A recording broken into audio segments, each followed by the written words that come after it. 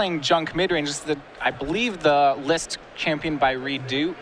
Jeff Hoagland had a top 4 finish with this a few weeks ago. It is just a 3-color, good stuff deck, basically.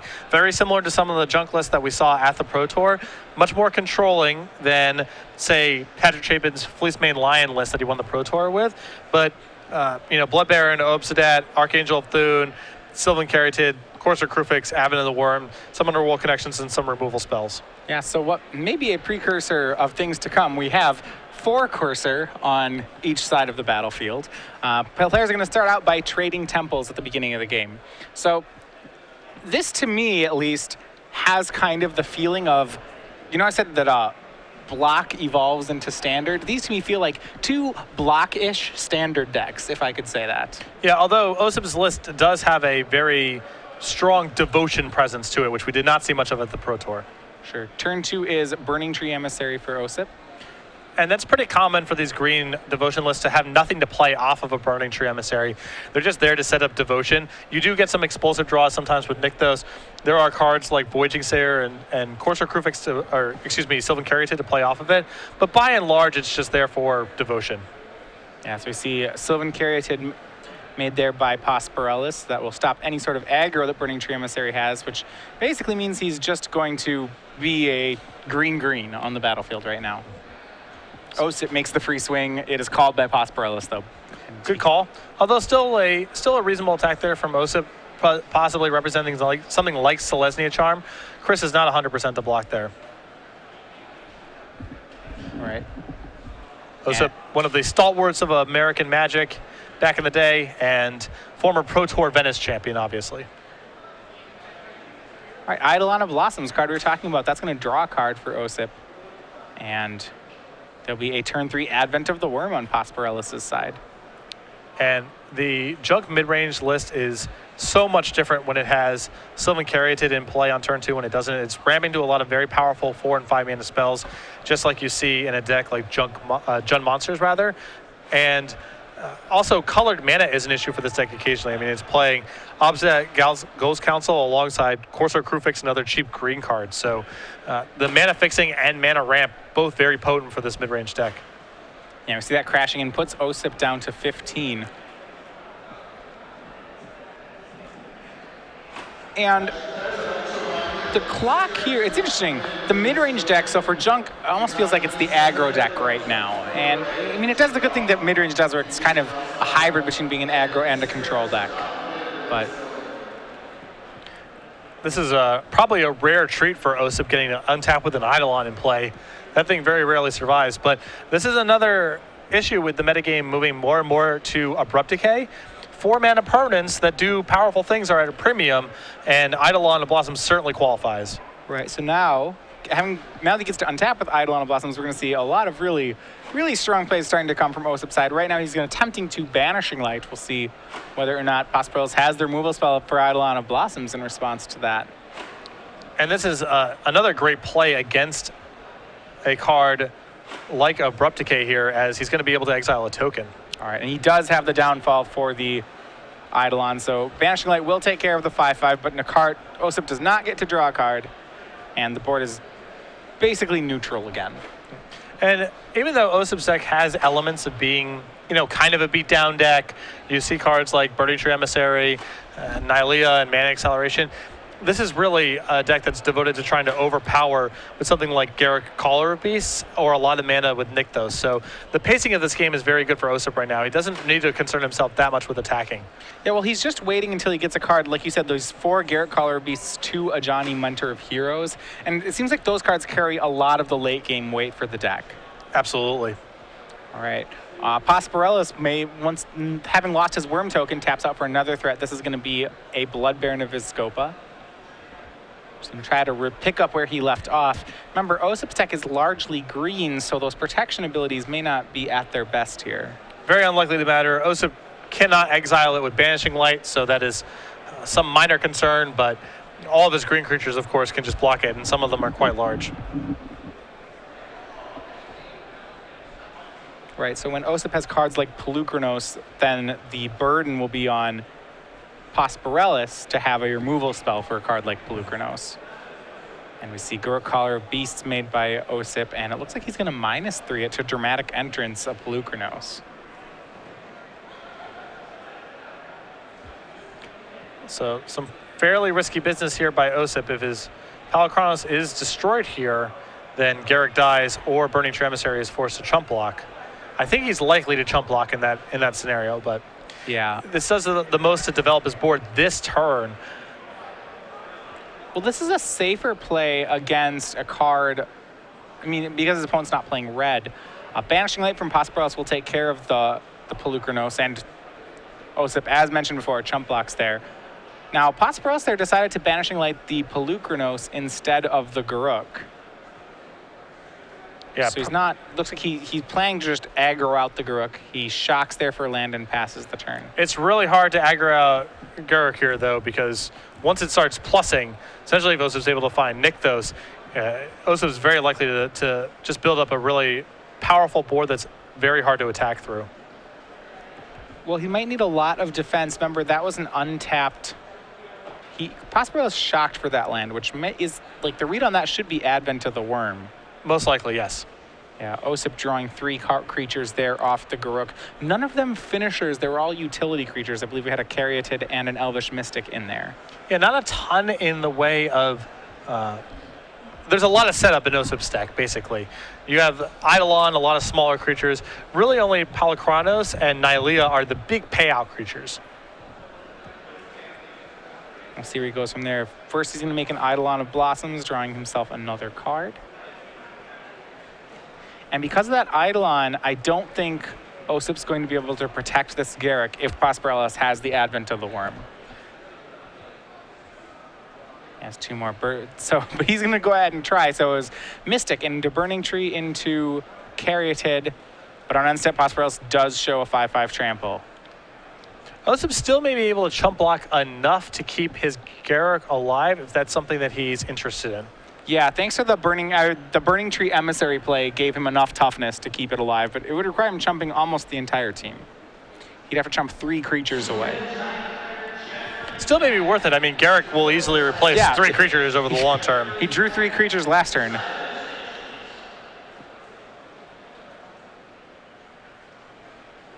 I'll see where Posporelis goes from here. He's going to go ahead and Abrupt Decay the Burning Tree Emissary. So... now it will cost Osyp his entire team to keep the Garrick. And no interest in doing so. Guruk just takes 9. Yeah. Osyp acting very quickly here. He's already, I believe, mapped out many of these plays in his own mind. Yeah, well, it looks like he's going to go ahead and switch over to his other Planeswalker, which is a Ajani Mentor of Heroes. That card also is in his hand right now. He's going to start. Well, now he's actually gotten to untap with that Eidolon of Blossoms. Maybe that was the real prize anyway. Yeah. With Banishing Light on the Worm token, drawing a card. And he'll play Burning Tree. Looks like Burning Tree into a Ajani Mentor of Heroes. Wow, so, what a turn. Yeah. And I wouldn't be surprised to see these counters actually go on Sylvan Caryatid as it has hexproof. Just be able to block this Blood Baron for forever and then take over with all the card advantage he has in play here. Exactly. This is something we actually saw in Block. The joke when I was talking to people preparing for Block was that Sylvan Caryatid just doesn't die. Block had very few, it had no edicts in it and really no real sweepers, so Caryatid actually just didn't die. Mm-hmm.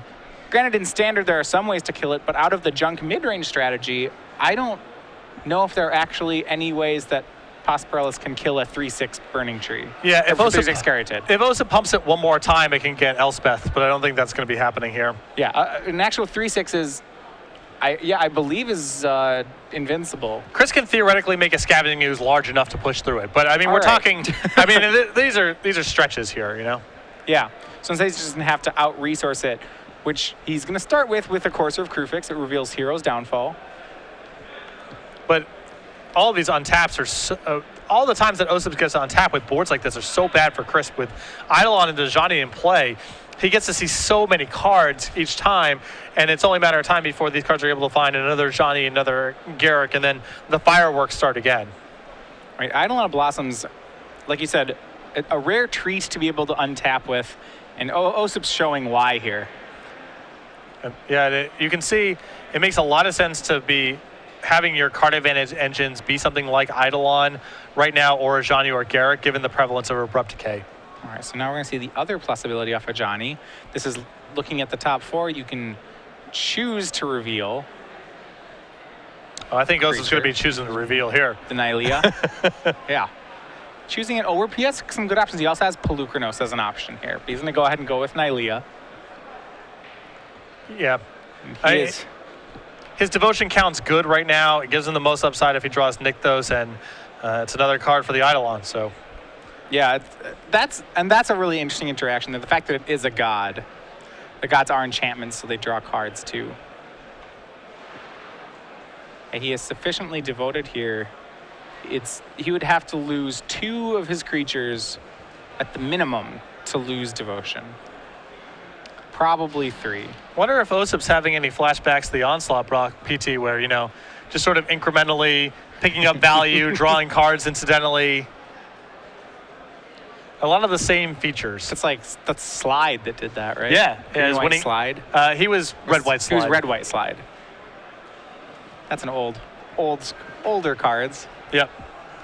But a lot of elements of the same stuff going on Green, here. White wasn't until you got mirrored in with it, right? That was when you had Eternal Witness, when Green, White became a thing. Well, there was a Green, White deck at that Pro Tour. In block, so there's Green, White Slide in block too? It wasn't a slide. It was just Green, White. Green, White stuff.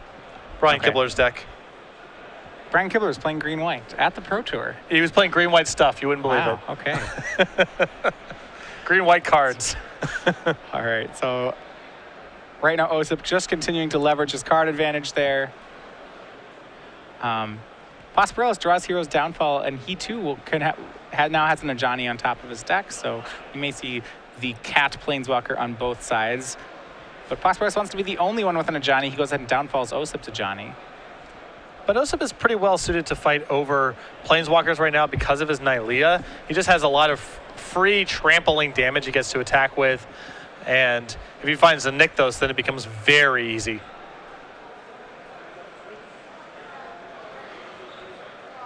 And I really like this deck that Osyp's playing right now. This, to me, seems excellent.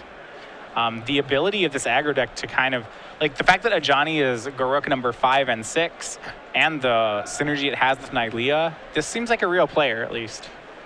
It can get all the explosive draws we associate with Nykthos strategies in general, devotion strategies in general, but Eidolon provides a stabilizing presence. It's not all in on finding Nykthos right away. Eidolon can bridge the gap and allow him to play kind of an incremental card advantage game. I mean, look, we're on turn 8 or 9 here. Look how much stuff Osyp has in play. Look at how many extra cards he's seen. And there's no Nykthos involved. Normally, that's a requirement to have this sort of advance of a board. Yeah, well, the problem, or some of the difficulties that Green Devotion has had before is that sometimes when you play it, you feel like you only have 10 cards in your deck. It's like, you know, 20-some lands, 10 cards, and 20-some things that don't do anything. And Eidolon gets to be like 4 more, and it's an enabler that does something. It's actually a card, you know, it's not a Burning Tree Emissary in a deck that can't use the mana. It is one of the very few devotion cards that are really powerful when you're going off, and also pretty powerful when you're not going off. Most of the time, it's one or the other. All right. On Osyp's side, we see a swing from Nylea and Burning Tree Emissary. He has a total of 11 mana available to him if he chooses to tap everything. And it looks like he's going to use 1 pump on a Burning Tree, and that will make the swing for 10. Remember that the Burning Tree has trample. The Nylea actually does not have trample. She gives everything else trample. Yep. And another Caryatid joins the fray for Osyp.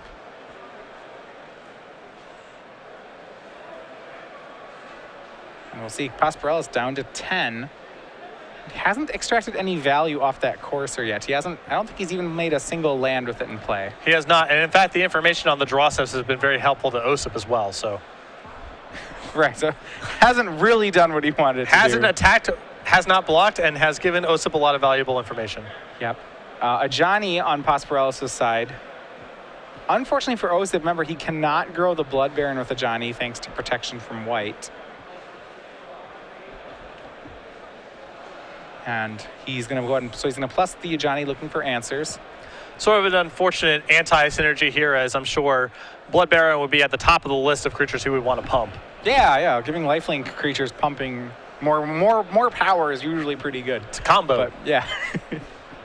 And we see Banishing Light now, the next draw for Posporelis. That's actually a pretty good draw for him, as it'll take care of that Nylea. Yeah, once Nylea is off the table, assuming Osyp doesn't find more fuel with this Eidolon, Chris can really start to stabilize the game and leverage Ajani. But he's going to have to survive this next turn, and it's likely to involve at least some chump blocking.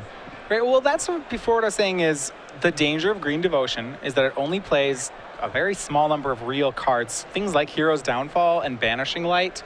If you get enough of them against a Green Devotion strategy, then you leave them with a pile of mana dorks. Yeah. And as we see, Osyp's close to that. He has two cards left on the board. He has an Eidolon of Blossoms and a Nylea. And like 3/6 Caryatid, I'll count as half a card. Sure. Because it's a real good blocker, but blocking is not really where Osyp wants to be anyway.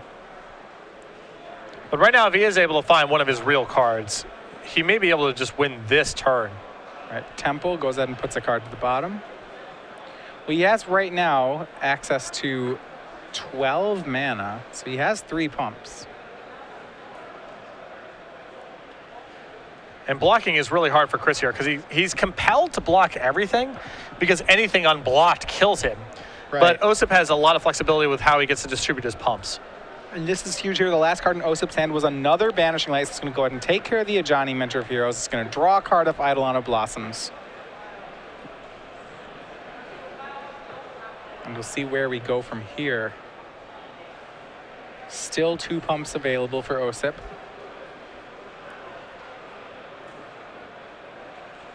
But imagine that Osyp just wants to start here by attacking and seeing how Chris responds. Yeah, well, I would assume he's got to assume if he attacks that. Well, the Nylea has to be blocked because otherwise it'll be a 10 power. So he knows that Nylea will get to eat a creature. It'll probably eat a Caryatid, would be my guess. Anything else that swings? So once you realize that Nylea is eating Caryatid, that means we're not pumping the Nylea. So our pumps are free to go elsewhere, meaning that Chris doesn't have to block the Burning Tree, but he probably wants to. In which case, maybe he just doesn't block Burning Tree. Chris also just has the option of putting the Blood Baron in front of the Burning Tree, forcing some pumps out of Osyp and gaining some life so he doesn't really have to concern himself with the Nylea as well. Right, I think the other option would be to put the Scavenging Ooze in front of the Burning Tree. Yeah. This block makes a lot of sense. I mean, it saves a bunch of damage, and it's not like Chris really needs the Caryatid at this stage of the game. I mean, it looks like there are no other blocks on Burning Tree. He's welcoming the chance to go down to 3 here. He doesn't see a way that Osyp does more than that. So yeah, be down to 3. Burning should be pumped up to 6.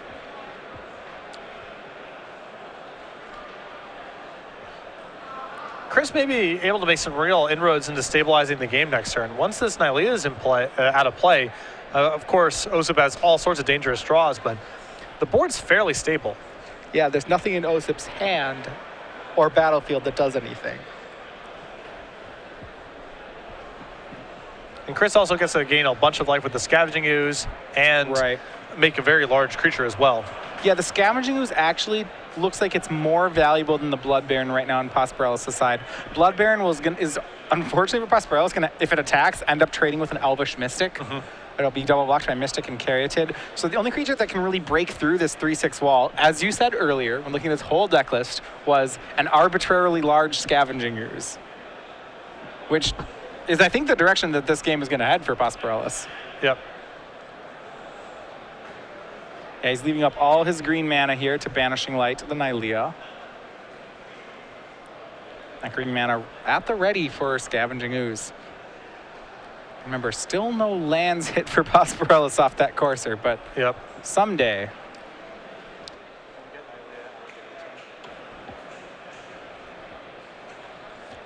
It still doesn't feel like Chris is quite in a position to attack this turn. No, yeah, he can't attack, but he can't get attacked either. So what is he racing on? Osyp's side, there's still this Eidolon of Blossoms. That means that Osyp gets to cantrip a lot of his cards. He's really racing what? There's 1 remaining Nylea, 1 remaining Ajani, and 3 remaining Caller of Beasts that would find a Nylea or Ajani. Yeah, or another Eidolon here might make things hairy. Osyp cannot resource him, but there's not a lot of powerful draws left.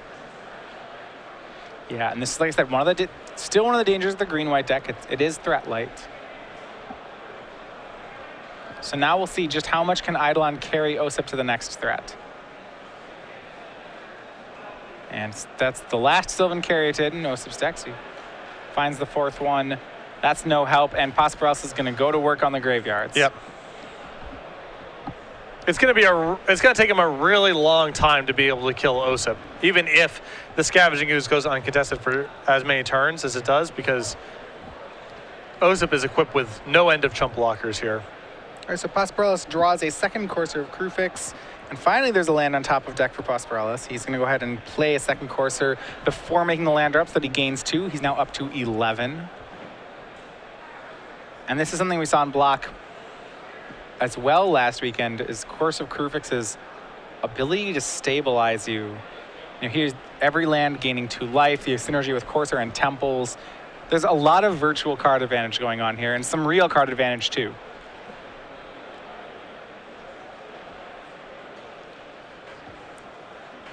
And Osyp with one of his own. Osyp's is better though. Courser gets better when you have the Courser Eidolon combo. Yeah. So it's nice synergy. So it's going to reveal Voyaging Satyr and draw it. Next card is a Johnny. That was one of the ones Osyp was looking for. Yeah, that's one of the big O's. And it is protected, of course, can't be discarded there. It's going to, no counter spells in Chris's list. That thing's coming into play next turn. But he's going to have to find a Hero's Downfall or a way to push a creature through. So we'll see. He'll see if he can hit one. He has Temple of Malady was the draw there. Mana Confluence on top of the deck. He probably still just plays the lands off the top of the deck. Yeah, because if he plays the Scry land, he's just scrying that to the bottom. So in this world, he gets to keep the Scry land in his hand for a turn where he doesn't have a land to play. Plays it, goes 13, but it's another land on top. No help for Posporelis there. And Johnny's going to hit the table.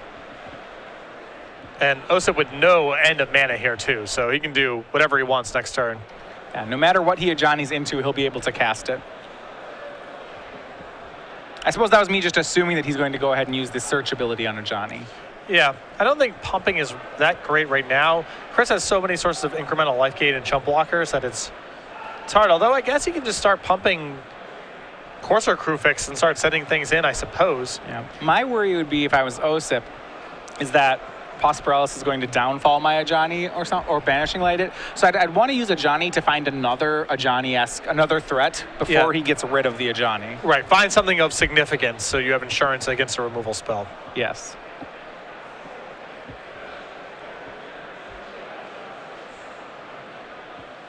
So Osyp maybe determining if he wants to chump block and if so, with what.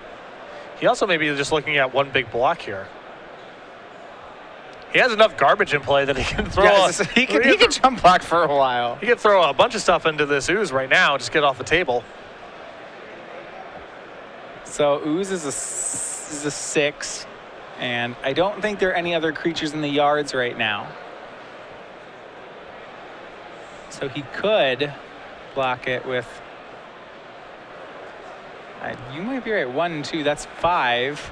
He would have to lose his big Caryatid or his Eidolon or his Courser.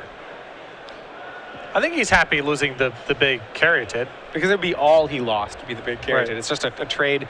Yeah, and I don't like this attack from Posporelis. I feel like Ooze was more valuable than the 3/6. Yeah, I mean, now he has nothing that can really threaten this Ajani. Right. And he even actually just traded it with an Emissary and a Voyaging Satyr. So he cut off 1 mana from Osyp and 3 devotion.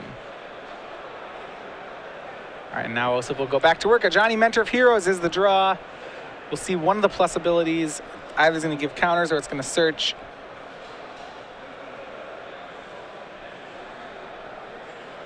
Like I said, my guess is searched, but there's arguments to be made both sides. And he's going to go ahead with the search. I like searching here because, again, Chris has access to so much incremental life gain at this point with the Coursers in play that you're not really in a position to kill him anytime in the near future. And there's so many big hits in Osyp's deck, like this Garruk. Yeah, so he hits Garruk, Caller of Beasts.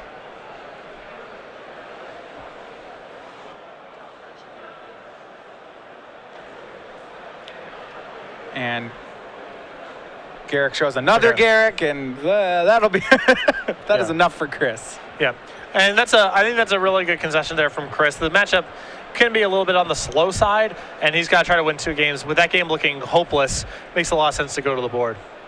Yeah, and it's interesting. So we got into this mid-range Corsair of Krufix battle game 1, and while like both sides have something going for it, what Chris has going for him is he has a lot of great removal spells in his deck. I think Junk, Junk only plays the best removal. But what Osyp has is the card advantage he does have is much stronger than 1-for-1. His card advantage, they're 6-for-1s. They're things like Garruk or Ajani finding Garruk or Eidolon of Blossoms. Yeah, the removal spells in Chris's deck can be effective if they are supplementing some sort of aggressive game. If he's pressuring Osyp in some capacity or pressuring his board and then using removal to pick off the sources of card advantage, by themselves, they are not going to be that helpful because, as you mentioned, all of them draw so many cards or generate so much value that Osyp's going to win over the course of a long game because all those cards are individually worth so many resources from Chris. All right, so moving to sideboard, I'm going to look at Chris Posporelis' sideboard first. List out a couple cards you think probably are of use here. I have to imagine he's going to use Lifebane Zombie in the matchup. I have to think the last Banishing Light's pretty good here. Takes care of the Gods and Planeswalkers, which are the core of Osyp's deck. How do you feel about cards like Underworld Connections or Golgari Charm? Well, Golgari Charm I think is excellent here because there's the enchantment thing that's going on in Osyp's list. Underworld Connections, I think the matchup is still slow enough where that's productive, and Chris has so many ineffective tools in the matchup where he's going to want to bring in more of them. So yeah, I think he's going to go with all that kind of stuff and try to become a removal and card advantage deck. And lastly, he has 2 Thoughtseize on the board. Yes. Okay. I mean, again, Osyp, as you mentioned, he's only got so many live cards in his list. There's a lot of air. There's a lot of setup. And so he's going to get hands that are a bunch of mana acceleration and one big payoff. Thoughtseize on that one big payoff can be very powerful. All right. So so Chris's deck has great removal. He's going to board in more of it with the attempt of keeping Osyp off those linchpins. Yes. All right. How does Osyp combat that? What do we have on his side? 4 Nylea's Disciples, a Banishing Light, and a Ajani Mentor of Heroes, 2 copies of Arbor Colossus, 3 copies of Mistcard Hydra, 2 Wasteland Vipers, and 2 copies of Citizen Tactics. I think just the Ajani and the Banishing Light. Don't want to get too fancy here. No thoughts to Arbor Colossus? Just if he's taking all your threats, that's another card. That's another real card. Maybe. It matches up really poorly against a number of cards in Chris's sideboard. It's a big, easy-to-kill target for various Doomblade and Hero's Downfall type effects, easily stripped by Lifebane Zombie. I think the creatures that cost a lot of mana are a big cost for Osyp in this matchup because those are the threats that Chris can answer quite easily. So for them to be worth bringing in on Osip's side of the table, they have to be high impact. I'm not sure Arbor Colossus necessarily qualifies. Now, there are copies of Archangel of Thune, so maybe there's value to be had there, but I think overall Arbor Colossus is playing into Chris's game plan a little bit. Yeah, absolutely. I suppose boarding in a 5-mana creature with no protection abilities against a 3-color mid-range deck is pretty... That could be pretty dicey. Yeah, with a 3-color mid-range deck with Elspeth and a bunch of just 3 and 2 mana. Yeah, exactly. Yeah.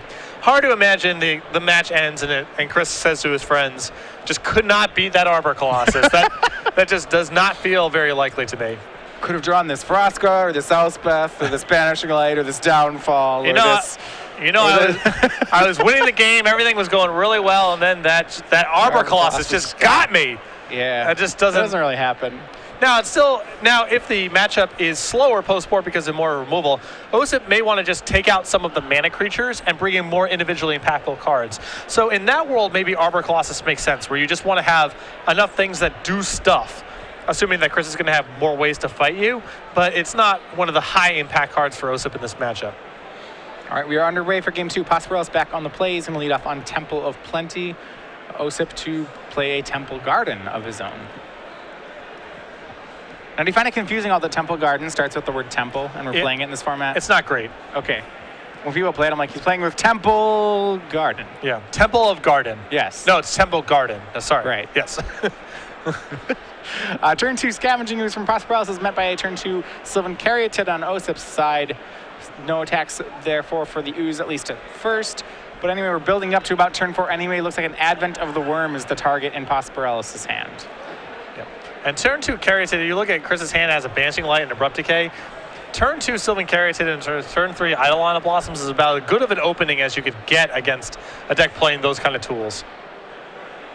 Well, Osyp has the first half of that. We're going to see if he has the second one, if he can ramp into that Eidolon. And it looks like no. He's going to make another 2-mana play. Or maybe it's going to be Burning Tree Emissary.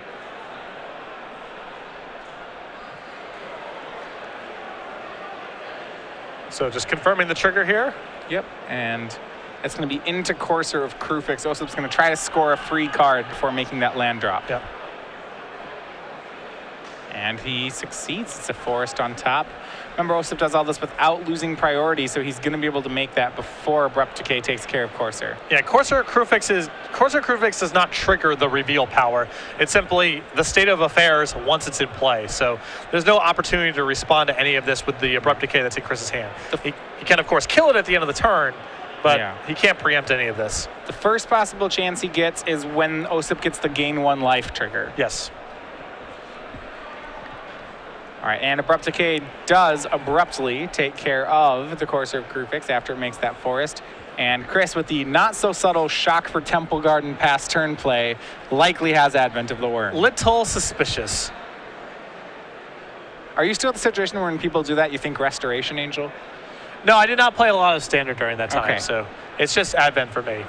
I've been thinking that I've been playing a bunch of Moderns when I see, my white opponent just played a 4th land and shocked for it and passed the turn. I'm still thinking Restoration Angel. Now I have to go back and I'm like, wait, no, Advent of the Worm. No, it's an Advent. Occasionally it's 2 removal spells, but usually it's an Advent. Right. I like, though, the flash creatures that telegraph, that really are just, it's only one thing. Yeah, that's in a lot of constructed formats, usually there's only going to be one powerful flash creature. It's rare that you have something like fairies where it's like, it could be anything. It just could be a million different things, and I lose to all of them. But I had to at least try, I guess. Did you ever play in Scars, when Scars and Mirrodin was drafting, there was this 6-mana guy with flash? I do remember that. Yeah, it was the world's, like, the 3/4 reach. It was a 3/3 Vigilance Darksteel guy. And it was just like, it was the most conspicuous combat trick ever. You just like play a 6th land, you'd have like 3 cards, and you'd be like, well, go. And it'd be like, oh. It was just, you tricked all of nobody ever. Yeah, in Odyssey, Second Thoughts was that card, and we used to call it at the local store. At the local store, we called it the 5-mana Sigh. It's like, go. You just had to try to sell it. Yeah, exactly. Just have nothing. Well, Osyp, with quite a turn of his own, he makes the Burning Tree Emissary into a Johnny Mentor of Heroes. And the question is how he chooses to split up these counters. It's going to be 2 to 1 Emissary, 1 to another.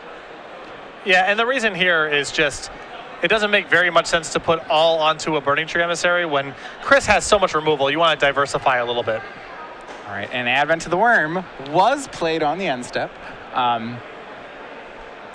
We'll see here. No matter how Osyp chooses to play it, he's in a... If Posporelis swings this 5/5 trample, it's still an awkward situation for Osyp. That the representation of a downfall or whatnot is good. I think that if Chris sends everything at the Ajani, Osyp is likely to let it go. If he only sends the Advent token, then you might see Osyp double block because, well, if he has a removal spell, I still keep my Ajani and get to spin next turn, and these Burning Trees aren't that powerful. But if Chris just says everything at the Ajani, I would be stunned if Osyp fought over this. Well, he's going to send both. Now, the question is, does Osyp try to snipe off the Scavenging Ooze? That is also... There's some amount of risk there, right? Because a removal spell on the 4/4, imagine he has Abrupt Decay for the 4/4, then you get to pump twice with your Ooze and take care of the 3/3 and lose the Ajani. So a double block. Well, if you put the 4/4 in front of the Ooze. Oh, just the 4/4. Just the 4/4 eats the Ooze. Okay, that's reasonable. All right, this makes some sense. So he's going for the whole play. He's going to try to take out the Ooze and save the Ajani. Now remember, the Worm token does trample. Right. So if Chris has a removal spell here for the 3/3 Burning Tree Emissary, he loses the Ajani and the Ooze gets to pump. But the best part is it's unlike he doesn't have the removal and enough mana to pump the Ooze. I think a great block by Osyp there. A great, very good block. So now it means that the ooze only becomes a 3/3 and is going to be taken down by Burning Tree Emissary. Yeah, it was a risky block. If it's Abrupt Decay there instead, it's much worse for Osyp, but the way that worked out, totally fine. I feel like he got a free Scavenging Ooze off that. Yes, he did.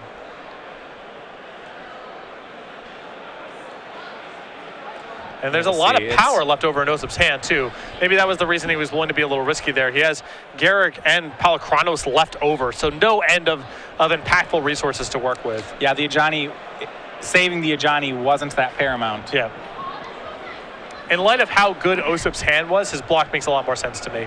Yeah, so he's going to go ahead and crash for 4. That puts Posporelis down to 12. And he's going to go ahead and play Palkranos. And Osyp looking like he's pretty far ahead here. Well, we'll see. Banishing Light takes care of Palkranos. Posporelis is going to try to race back. He puts Osyp down to 12 with the Worm token. Challenging to race like this when Osyp's the one on the front foot.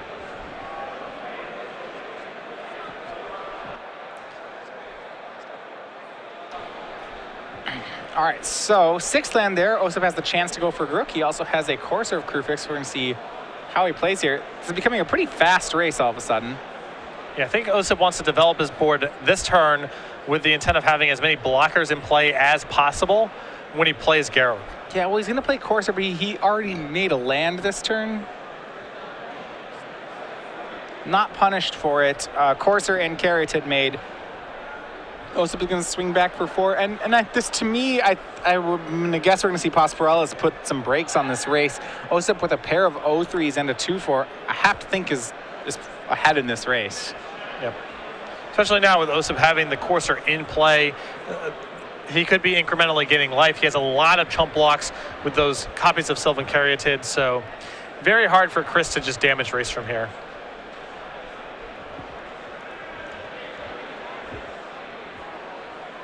All right, and, well, Chris is going to try to race. He makes Archangel of Thune on 5 mana. And that is a card that's quite good at racing. Puts some pressure on Osyp. And Osyp's a little soft in the air with the exception of his copies of Arbor Colossus in the sideboard.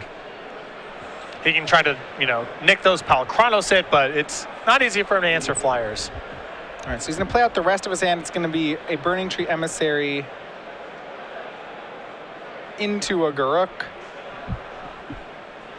He doesn't have an answer right now, but he's going to go ahead and try to draw one. Remember, he also hasn't made his land drop yet, so if after 5 cards he flips a land, he will be able to play that off the Courser of Krufix.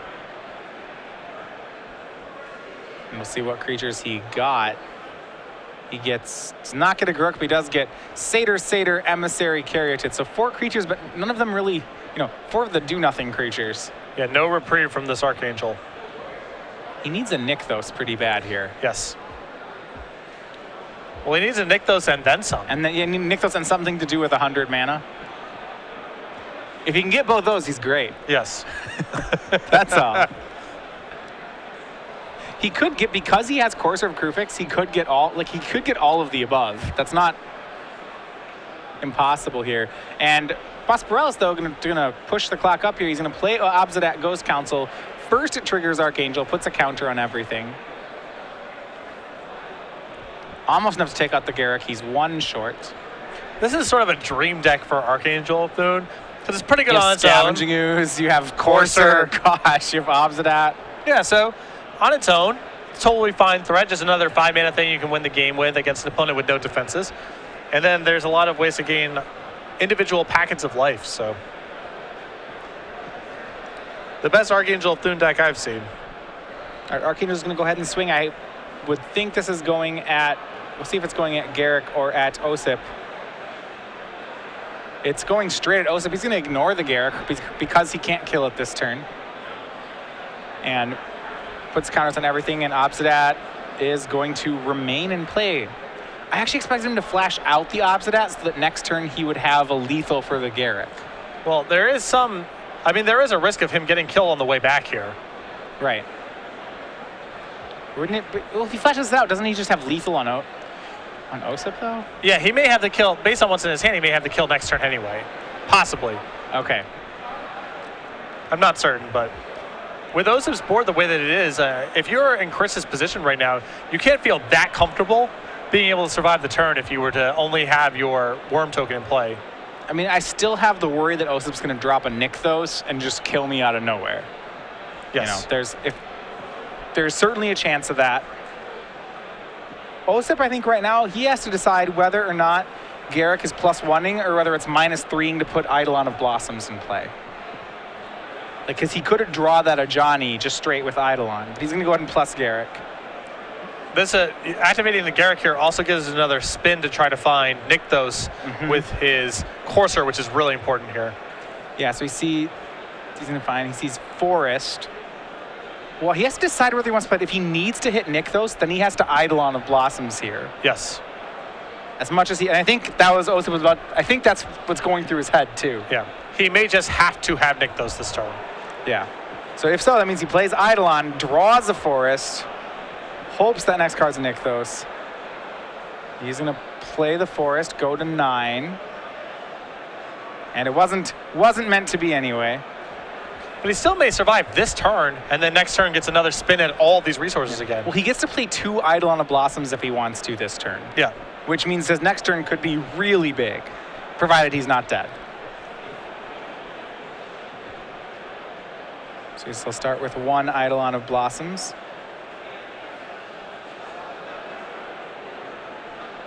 And that's going to draw him the Elvish Mystic. The next card is Polukranos World Eater. Now that card is also significant as if he finds Nykthos, he's almost certainly going to be able to check the Archangel and at least stabilize the board a little bit that way. Yeah, I mean, a dream scenario is still, I think, that he finds a Nylea and a Nykthos and just wins on the spot. Yeah. And he's going to go Burning Tree Emissary off 2 mana, and it looks like that's going to be into second Eidolon using the Sylvan Caryatids. I think this turn he may just want more mana. It's possible. He'll just end up discarding to hand size anyway, and then those Sylvan Caryatids basically do nothing for the rest of the game, whereas he can untap next turn, play Eidolon first, and then go about his business. Or he has Voyaging Satyrs as well he can cast this turn. Yeah, I mean, the question is whether or not, so what's his restriction? Is it amount of mana, or is it him finding Nykthos, right? If it's he has to find Nykthos, then I think it's the Eidolon. If he just wants more mana, then it's double mana creatures. And he's going to go with double mana creatures. Triple mana creatures, actually. So who needs a Nykthos when you actually just naturally have 1, 2, 3, 4, 5, 6, 7, 8, 9, 10, 11 land sources? He still needs to find something to do with all this mana. Yep, we still need something to do with it. He's going to draw Polukranos. That's something to do. So that after that, he just has to find a Nykthos. Yeah, and then things potentially get, I mean, it could be lethal right away. Well, he could, yeah, I was going to say he could draw Nykthos. If he draws Polukranos, he could Dramatic Entrance the Polukranos and Monstrous it for 5. That's actually not big enough to kill the Archangel anymore. Yeah, I'm pretty sure Osyp getting out of this game is predicated on him finding Nykthos. I don't think that he can, even with all the mana that he has at this point, I do not think that he can win the game just with his board. It's close. He's not that many. He's like 4 mana short of being able to do that. Archangel swinging for 5 now. So if this drops Osyp to 4, that means that this Obsidian facing out is not lethal. Right. I mean, the Archangel swing next turn is lethal. Yes. But that's it. You see, each turn the Green White Devotion deck is able to do so much with its mana. I mean, he had a ton of mana last turn and still was able to tap out. And his draw, the top card is Setessan Tactics. Now, okay, he has 11 mana available. If he draws a card off Eidolon, he'll have 7 left. If he draw the Tactics, he can pay 2 to give the Polukranos fight, then it'll be a 6/6. He can Dramatic Entrance the Polukranos. He can then Monstrous the Polukranos for 2. It'll deal 2 to Archangel and take a bunch. Then it can tap to fight Archangel, and the Polukranos can finish off the Archangel, and he's not dead. He'd have to do all of that. It'll take his whole turn, but it's there. He can kill the Angel. Granted, 1 hero's downfall puts all of that away. Yep. Yeah. So Tessin Tactics is actually, I think, one of the more underrated cards right now in Standard.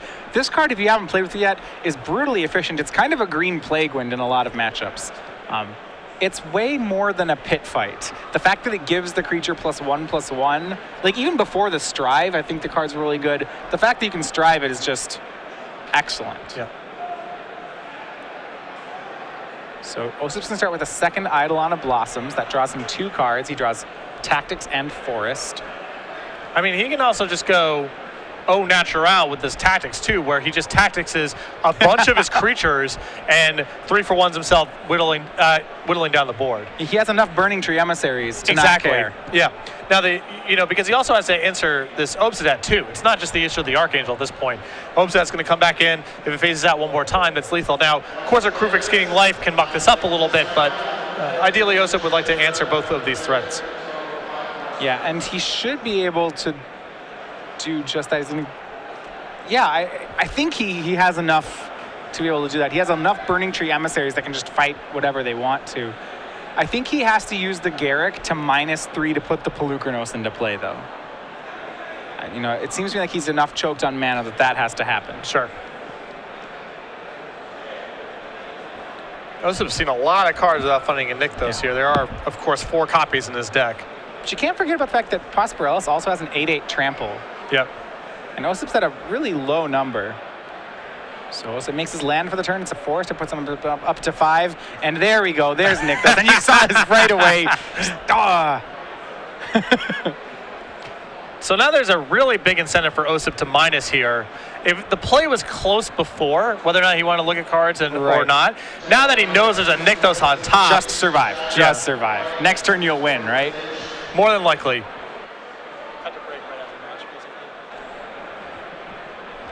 So yeah, he's just going to try to hold the fort with his Tactics, I think. All right, so yeah, he passes back. So mana count. Osyp has currently 8 mana available to him with his creatures. Remember that Nykthos is on top of his deck, not in play. He's at 5. He's going to be at 3 on upkeep. And I think end step, we're seeing something off Posporelis. Now that Chris is casting Advent right now, now that he has his shields down, it's possible Osyp is going to want to use his Tactics right here, so he doesn't have to worry about some hero's downfall happening in response or some such. Yeah, and it also would stop this Archangel trigger that makes everybody gain life again. But he's going to go ahead and let it happen. It appears he's responding to the trigger. So now Osyp has to figure out how he wants to distribute this Tactics. Yeah, he can Tactics up to 6 creatures. So Palikronos with the Tactics gets to kill one of the 5/5s for free.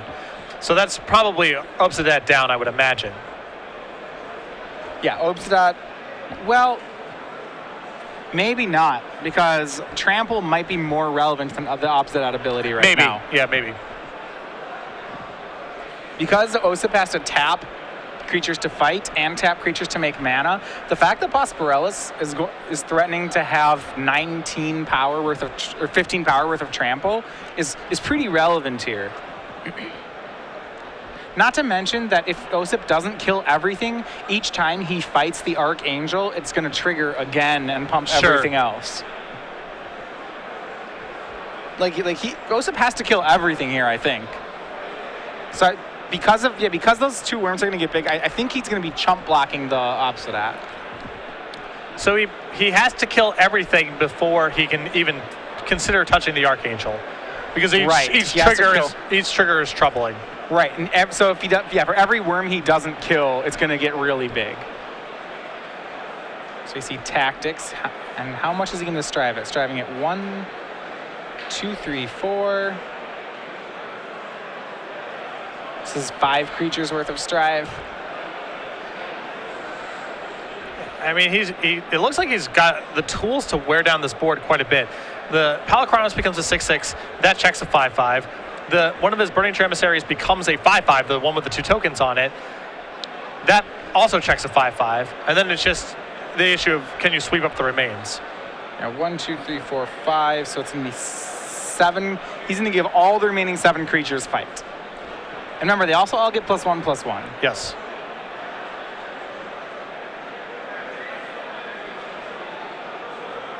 You're right. I'm surprised this didn't happen when Posporelis was tapped out. Well, Osyp may feel like he needs to kill the Osyp as well. And he may correctly identify that Chris doesn't have Hero's Downfall on hand, because something probably would have happened to the Garrick if that was the case. Yeah, that's true. And Hero's Downfall is that would happen. That's the only card that matters, right? Yeah. Well, if there's Putrefies in Posporelis' sideboard, those could be different. But it is probably the only card that matters.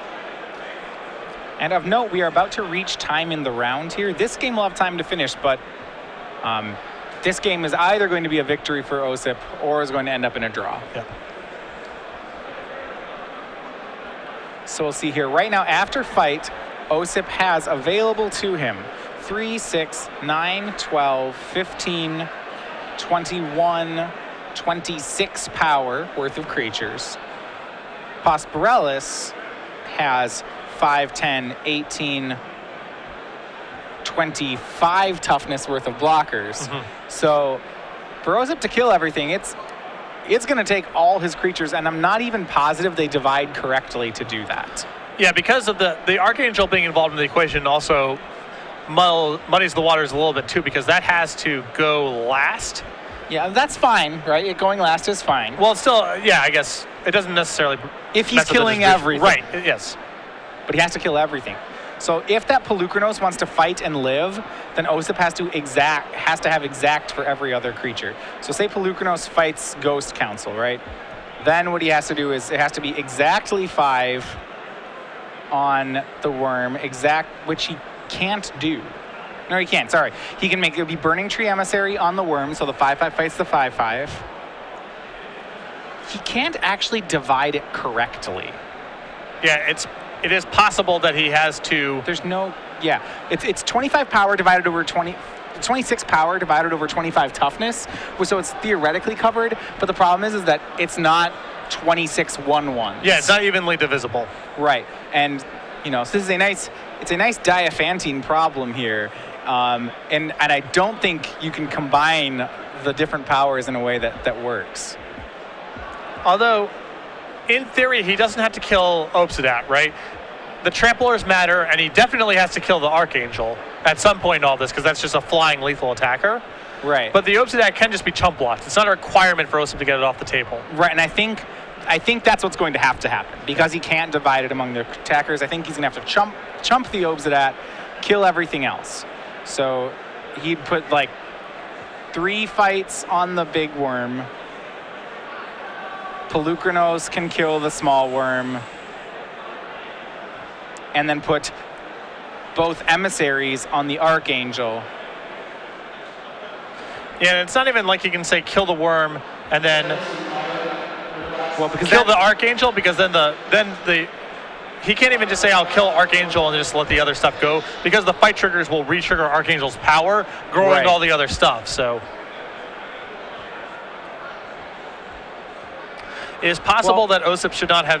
It's possible that he probably maybe should have tactics for 1 less to leave his Sylvan Caryatid or something along those lines back on defense. And that's what he should have done. I think he's realizing this now. So now what he has to do actually is let this trigger resolve, and he's going to have to do the fights in combat, because the only way he can survive is by having some of the creatures chump block and chump the Obsidat and then fight the Tramplers. Right.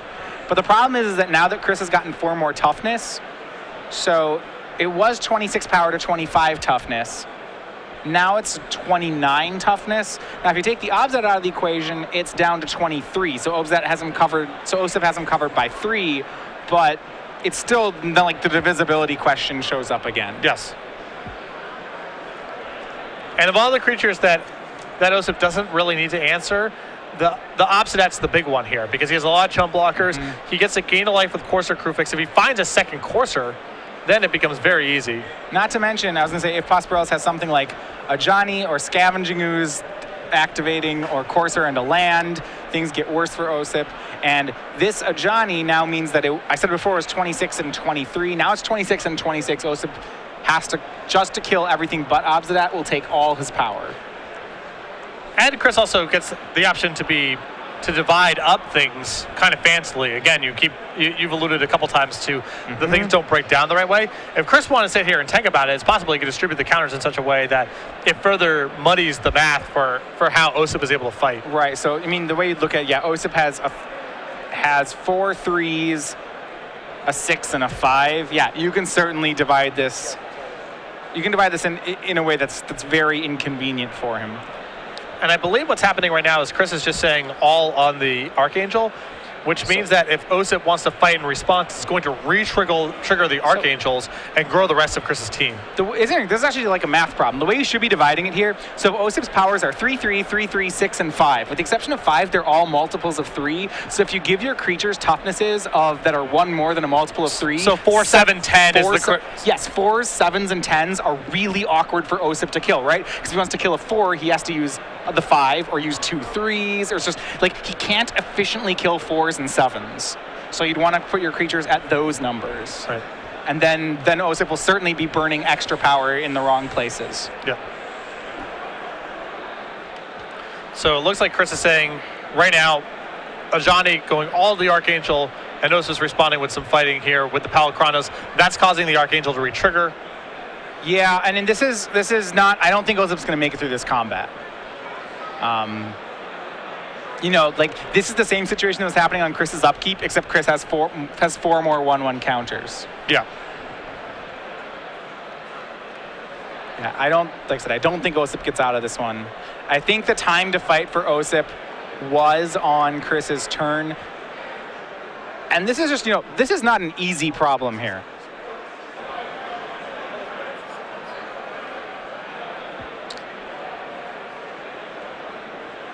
Yeah, not to mention, actually, Polukranos can't tap to fight this turn. It was minused in with the Garrick.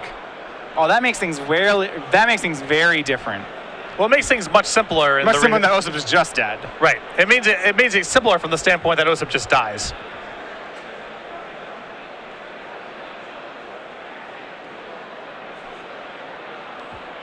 Or almost certainly just dies. I mean, the Palakranos now he has 6 power less, which... The Palakranos can still block something, but that's not, That wasn't what it was supposed to be doing. Right. Yeah.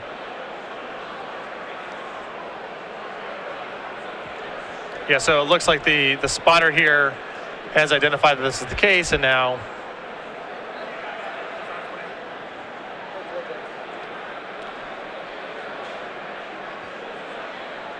So we're seeing how this gets resolved momentarily. Yeah. But that Palakranos was minused in the previous turn.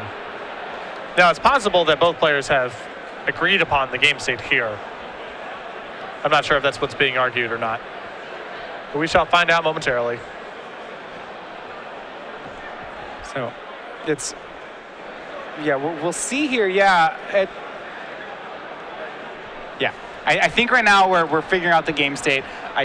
I'm guessing it's about the tactics trigger on the Polukranos is what we're stopping on. Yeah. So, in that spot, it looks like Osyp's very unlikely to survive that turn. Regardless of, even if he can fight with the Palakranos, if he can't, he's almost dead for sure there. But even if he can, I think he's dead. Yeah, so I think in that spot, maybe he needs to fight with a little bit less, commit more to chump blocking the Obsidat, and just work on the larger creatures in play. And if that's the case, to your point, maybe that tactic should have been used on Osyp's previous turn, because it looked like Osyp was trying to engineer a board state where he says, okay, I'm going to let the Obsidat come into play, I'm going to tactics and blow away everything to try to set up a lethal attack or protect his life total from the Obsidat triggers.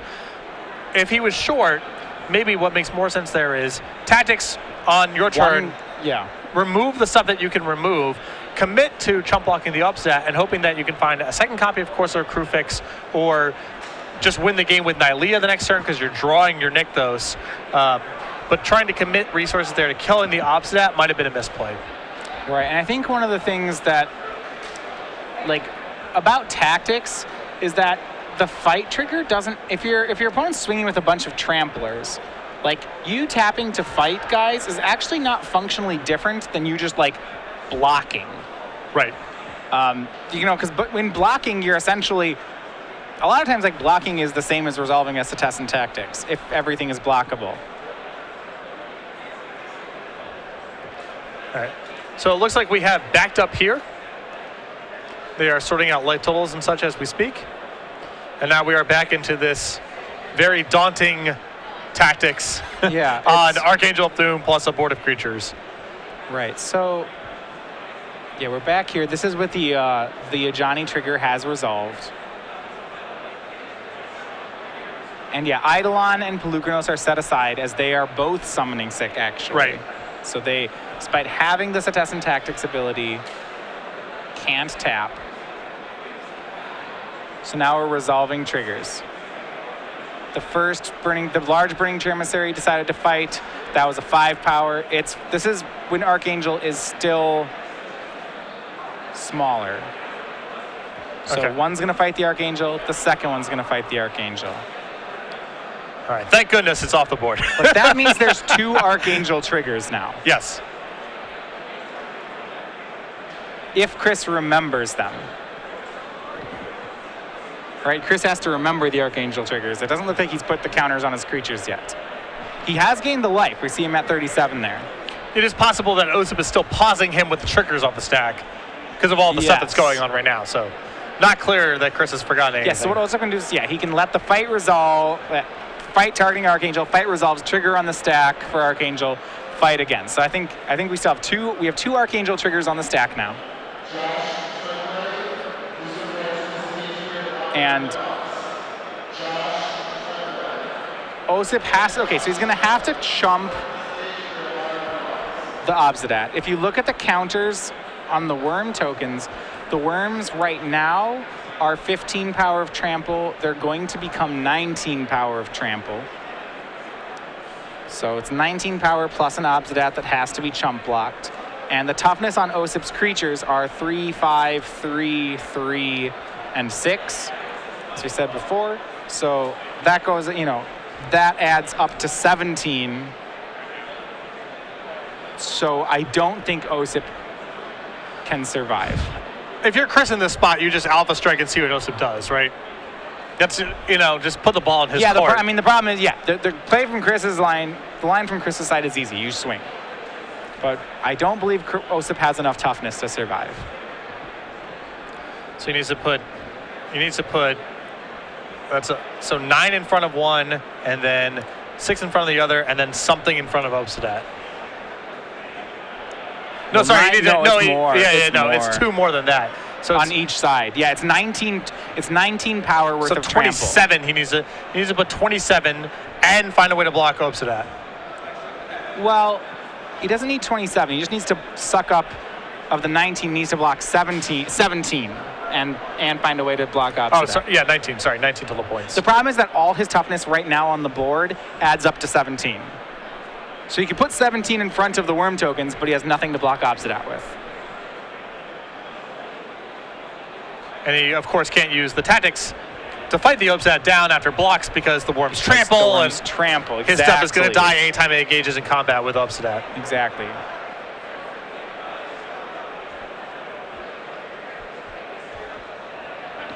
So yeah, that's why I said I don't think he has a block that keeps him alive. But Obsidat is not attacking.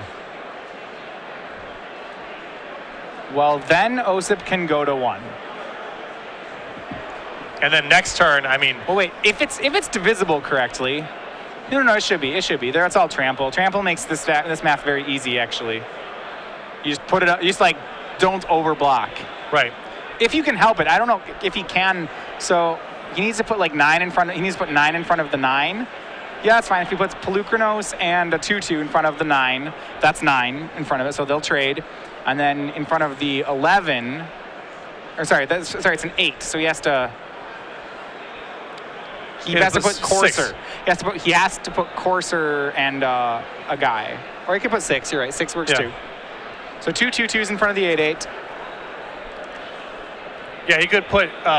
He could, for example, put Pelucranos, which is now a 6/6. He can put that in front of the 8/8 and put everything else in front of the. Yeah, he doesn't want to do that. 11/11. Thing doesn't kill anything. I don't know if it matters if he kills anything, because Courser is a 2/4, a 3/5, not a 5/5.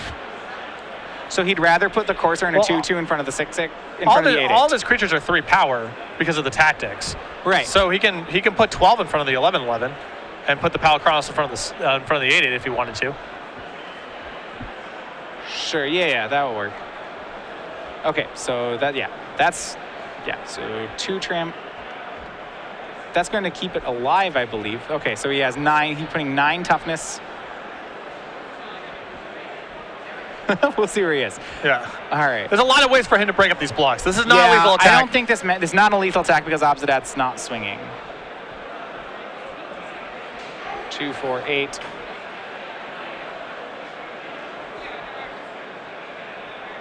He has 11.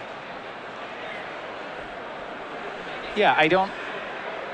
He did. So yeah, I don't think he has a. Yeah, the Obsidat not swinging is very good for him. Yeah, I think Osyp, there's no way for him to block this attack if. I don't believe so. If Obsidat's coming in as well. We'll see what he goes with. This is 3, 6. That's 9. It's 12. Looks like he's going for 12, 12, 12, 12 in front of the 11, 11.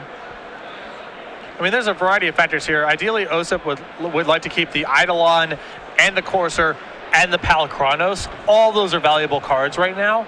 Yeah. So he's trying to block in such a way where he gets to keep one of those creatures potentially. Yeah, the left block means he'll get to keep Burning Tree Emissary.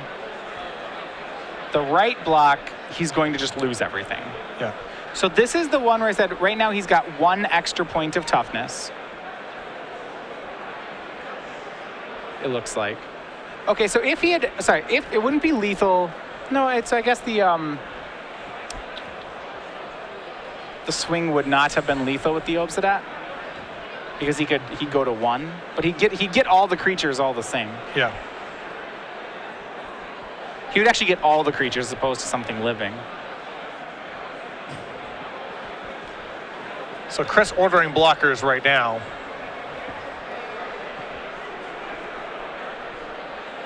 This is messy. This is a messy board. Yes, this is fun. Remember, tactics is on all these creatures, so they're all 1/1 bigger than they appear on the screen. Yep, so just Burning Tree lives. So that will actually kill the 11/11 worm as it's 12 power. This one does not kill the worm, but it does suck up all the damage, but it only deals 6 to it. So just confirming that everyone's taking the right amount of damage and so forth. And Osyp takes 0. And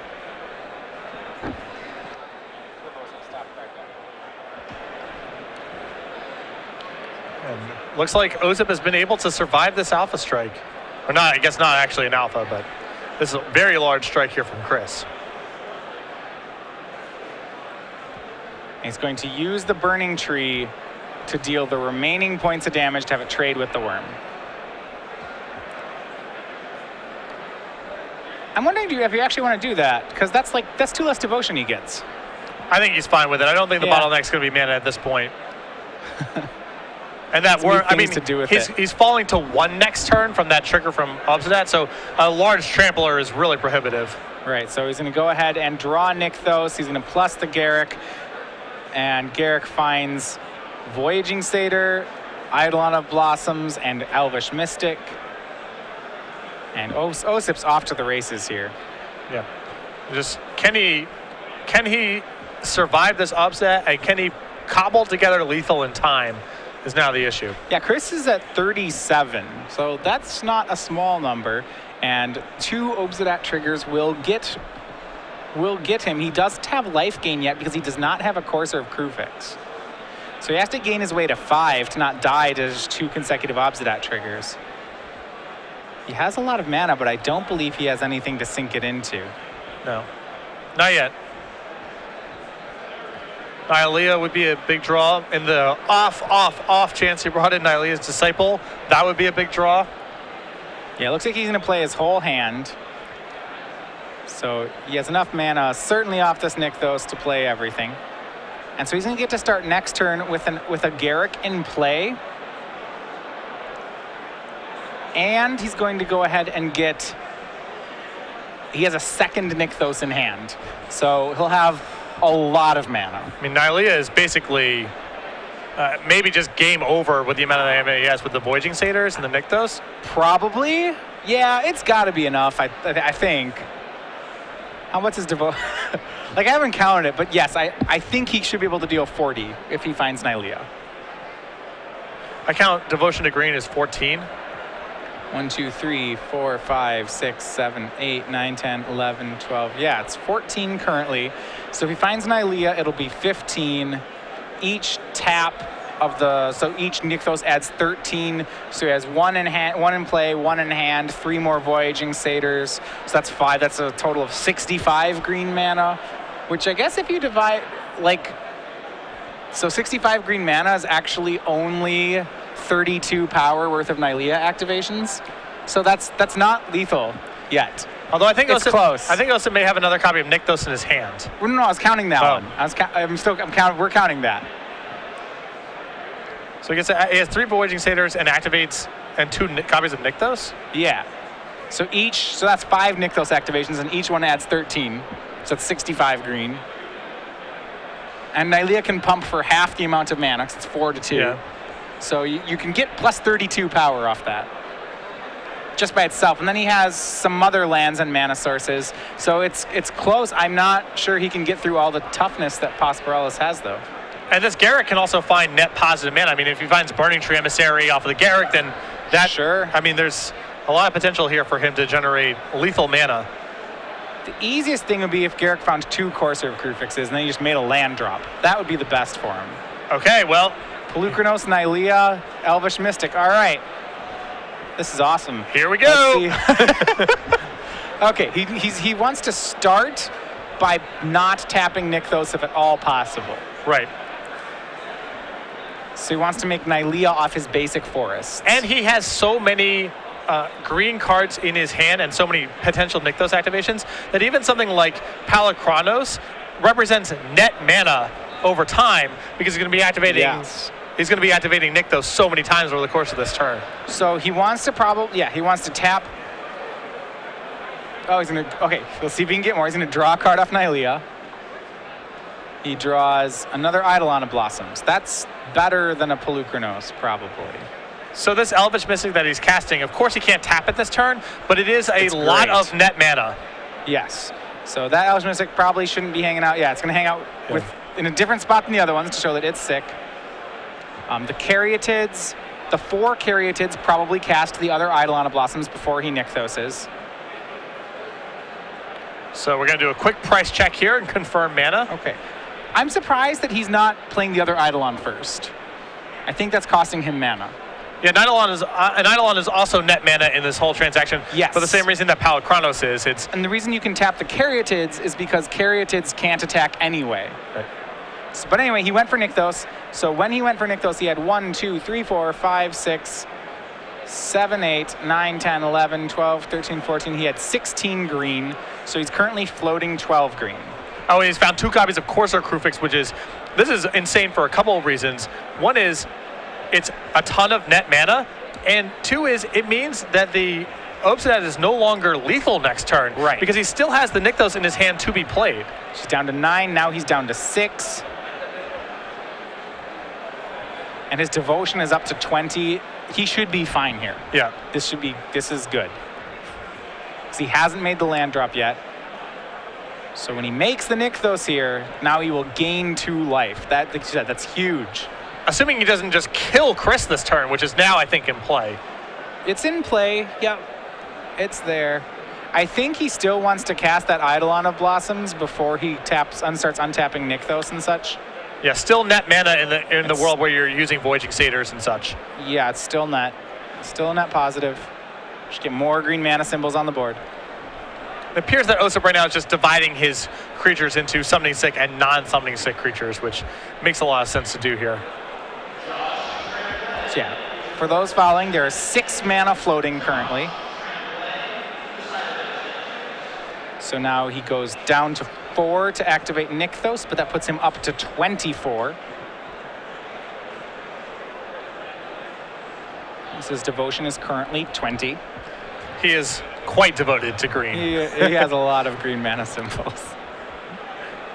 Nylea is sufficiently pleased with Osyp's devotion to green right now.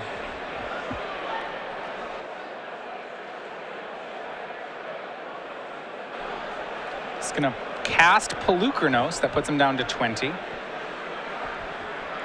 That's fine. I think he's supposed to cast Pelucranos and Eidolon of Blossoms. He's supposed to put more green mana symbols on. All right, he's going to use 3 of his mana, go down to 17 to shoot the Lifebane zombie. I mean, if you're trying to kill him that turn, that's not what you want to be doing. And Osyp's not going for a kill this turn. Yeah, because next turn he has it by a mile. By a mile, right? And now he's at 3, so he's not going to die to Obsidat. Yeah. He can afford to do something like this. Recast his Garruk, finding another Nylea and another Pelucranos. Down to 11 green floating.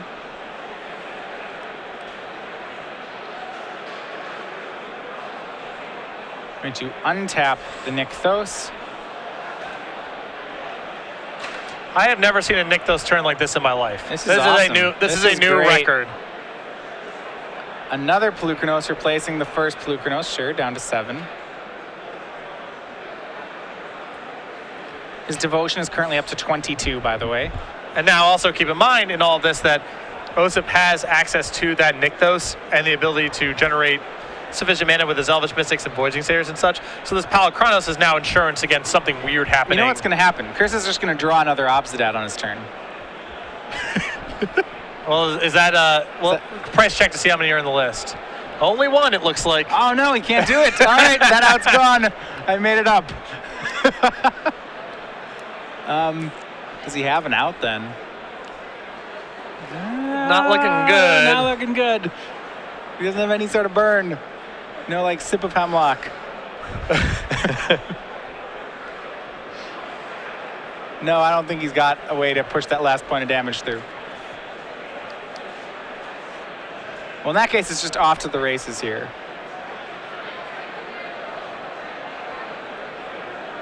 Turn continues. Osyp deciding to try to resolve all the spells in his deck. I think it's an issue now of whether or not he has the resources and inclination to try to go after Ajani. Or does he just turtle up and say, I don't think Ajani can find anything relevant? Now, the threat of another Obsidat that you just mentioned should mean that he should kill Ajani. Osyp should err on the side of killing this Ajani. Yeah, because a second Obsidat does win. And Osyp casting...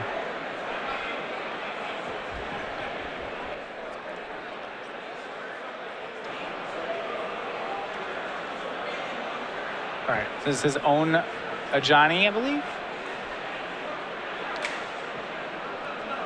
Possible that he's just keeping track of what is summoning sync and what is not. Okay. Okay. These are just, this is what Nylea, how many Nylea activations have happened on each target. I don't think he's been completely, as far as for dealing maximum damage, Osyp has not been on the maximum damage line, but I think he knows that. He's just on the enough to kill a Johnny line. Yeah, because again, he has it next turn by just such a margin. I mean, it's not even close. All right, and they're all going to swing, so these are all 5/5 Elvish Mystics and a 6/6. So he just only needs to swing 2. So this will take care of the Ajani. And the rest of the mana was bonus mana that was sunk. And the fact that he has a Voyaging Satyr and 2 mana left means that on defense he can pump a bunch too. Osyp goes down to 1. We're on Posporelis' turn. The Obsidat drains him to 1. Can he finish him off? We don't believe so.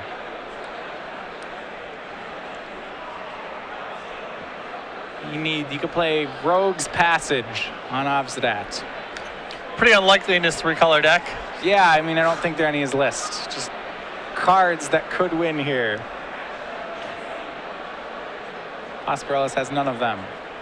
And now you have to think the Posporelis is dead on the untap here. Yes. This is great. All right. And Osyp making a bunch of mana on end step. He's going to monstrous this Pelucranos. so that it can eat Obsidat. Yeah, he pumps it with Nylea or just goes ahead and uses it. With X equals a lot. Yeah. X equals enough. He puts the die on and says, I'm going to untap him. I think Osip saying it's a million. If you have nothing, then it's a million. Okay, it's a 20. We don't actually have a large D20, so we're just going to verbally say that Pelucranos has. And he's going to push all the cards into the red zone. And the least graceful lethal attack of all time. Just, I mean, that's a really tough game to play there from Osip's side. Navigated it. I mean, the